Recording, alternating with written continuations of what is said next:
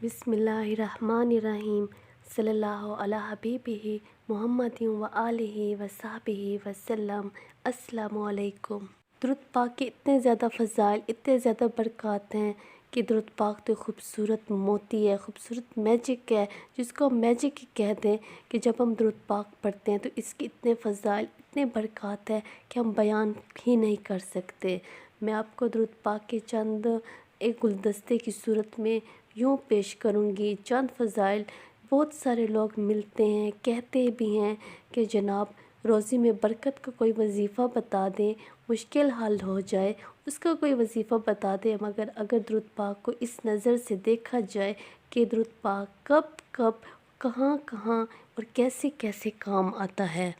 कभी अकेले में बैठे हो तो कागज़ कलम लेकर एक लिस्ट बनाइएगा कि मेरी ज़िंदगी में मेरे क्या क्या रिक्वायरमेंट्स हैं, मैं क्या चाहती हूँ या चाहता हूँ, मेरी क्या ख्वाहिशात हैं, क्या है मेरी ज़िंदगी में मौत के वक्त और क़यामत के दिन हम मुसलमानों का क्या होगा। हम सिर्फ ज़िंदगी का नहीं सोचते, हम मौत के बारे में भी सोचेंगे, आखिरत के बारे में भी सोचना है, कब्र के बारे में भी। अब इन तमाम ख्वाहिशात को अपने जहन में रखिए और अब मैं आपके सामने कुछ बातें अर्ज़ करती हूँ।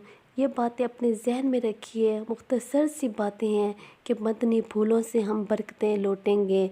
तो अब जब ये सुनेंगे तो हो सके हर जुमले के बाद सुबहान अल्लाह भी कहिएगा। आपको अंदाज़ा होगा कि दुरूद पाक कब, कहाँ कहाँ और कैसे कैसे काम आता है। अगर आप चाहते हैं कि आपकी रोज़ी में बरकत हो तो दुरूद पाक पढ़िए। अगर आप चाहते हैं आपकी बीमारी दूर हो जाए तो दुरूद पाक पढ़िए। आप चाहते हैं ज़िल्लत से बचे रहें और इज़्ज़त में इजाफ़ा हो जाए तो दुरूद पाक पढ़िए। आप चाहते हैं मुश्किलें आसान हो जाएं, बर्डन रिलीज़ हो जाए, परेशानी दूर हो जाए तो दुरूद पाक पढ़िए। आप चाहते हैं बीमारियों से बचे रहें तो दुरूद पाक पढ़िए। आप चाहते हैं मरते वक्त नबी पाक सल्लल्लाहु अलैहि वसल्लम का दीदार नसीब हो जाए तो दुरूद पाक पढ़िए।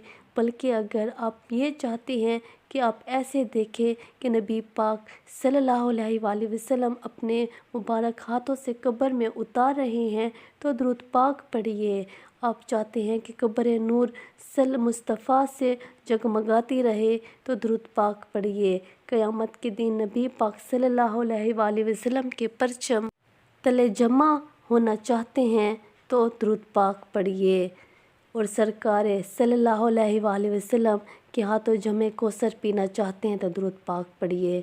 प्यारे आका सल्लल्लाहु अलैहि वसल्लम की शफ़ाअत से बहरामंद होकर नबी पाक सल्लल्लाहु अलैहि वसल्लम के पीछे पीछे जन्नत में जाना चाहते हैं तो दुरूद पाक पढ़िए। और सुनिए, बार बार मदीना में जाना चाहते हैं तो दुरूद पाक पढ़िए।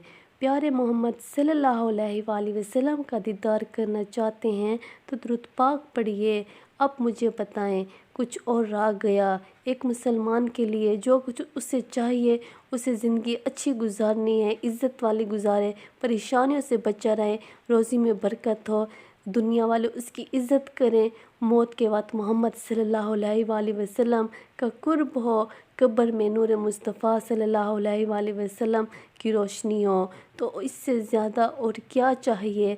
जन्नत में मोहम्मद सल्लल्लाहु अलैहि वसल्लम का साथ हो तो इससे ज़्यादा एक मोमिन के लिए क्या होनी चाहिए।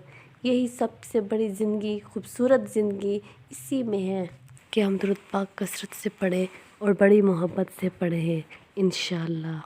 सल्लल्लाहु अला हबीबिही मुहम्मदिन व आलिही व सहबिही वसल्लम। अस्सलामु अलैकुम।